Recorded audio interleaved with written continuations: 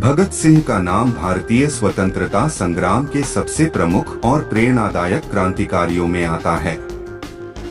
उनका जन्म 28 सितंबर 1907 को पंजाब के लायलपुर जिले के एक सिख परिवार में हुआ था, जो अब पाकिस्तान में है। उनका परिवार शुरुआत से ही देशभक्ति और स्वतंत्रता संग्राम से जुड़ा हुआ था। भगत सिंह पर परिवार के क्रांतिकारी माहौल और स्वतंत्रता की ललक का गहरा असर पड़ा। बचपन से ही उनके मन में अंग्रेजी शासन के खिलाफ गुस्सा और भारत को स्वतंत्र कराने का जज्बा था।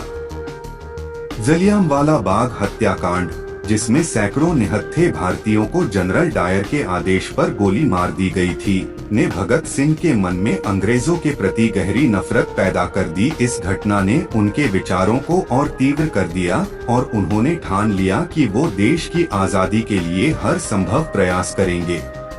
भगत सिंह की क्रांतिकारी गतिविधियां बहुत कम उम्र में ही शुरू हो गई थीं। 1923 में वे नेशनल कॉलेज लाहौर में पढ़ाई कर रहे थे, जहां उन्होंने अन्य क्रांतिकारियों के साथ मिलकर नौजवान भारत सभा की स्थापना की। इस संगठन का उद्देश्य युवाओं को स्वतंत्रता संग्राम से जोड़ना और ब्रिटिश शासन के खिलाफ विद्रोह करना था। 1928 में साइमन कमीशन भारत आया, जिसका देश भर में भारी विरोध हुआ। इस कमीशन का विरोध इसलिए हो रहा था क्योंकि इसमें कोई भी भारतीय सदस्य नहीं था। लाला लाजपत राय ने लाहौर में इस कमीशन के खिलाफ एक विरोध प्रदर्शन का नेतृत्व किया, जिसमें ब्रिटिश पुलिस ने बेरहमी से लाठीचार्ज किया और लाला लाजपत राय गंभीर रूप से घायल हो गए। कुछ दिनों बाद उनकी मृत्यु हो गई। यह घटना भगत सिंह के जीवन में निर्णायक साबित हुई। उन्होंने लाजपत राय की मौत का बदला लेने की ठान ली।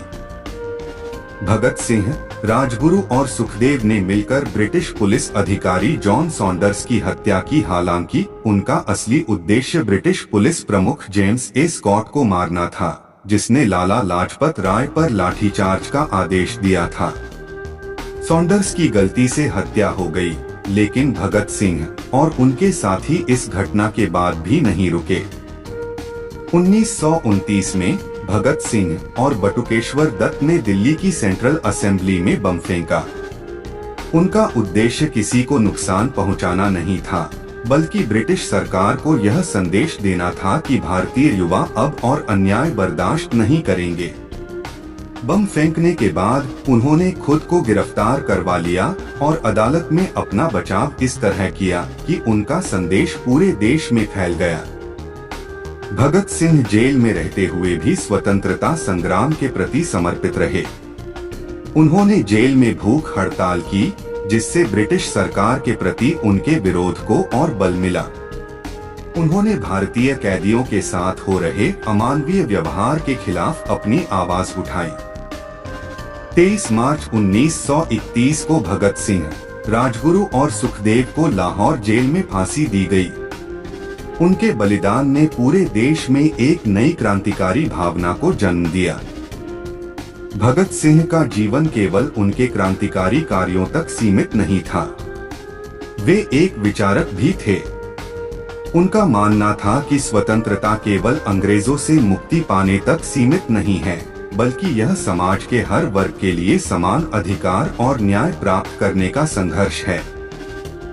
उनकी सोच और आदर्श आज भी देश के युवाओं के लिए प्रेरणा स्रोत हैं।